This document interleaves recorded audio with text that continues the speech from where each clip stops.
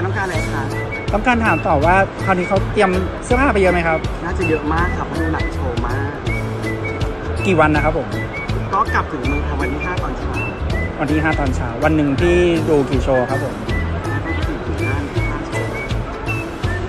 อยากให้ทุกคนแบบมีคำถามอะไรถามมาได้เลยใช่ใช่มีใครอยากจะถามอะไรพี่ชมนะคะฝากข้อความไว้ในไลฟ์นี้เลยแล้วเดี๋ยวทางทีมของออสเตรียเนี่ยก็จะจดคำถามมาให้แล้วเดี๋ยวจะอวดผู้ชมหนูแล้วก็จะออนแอร์เรื่องราวว่าคำถามอะไรได้แบบเนาะ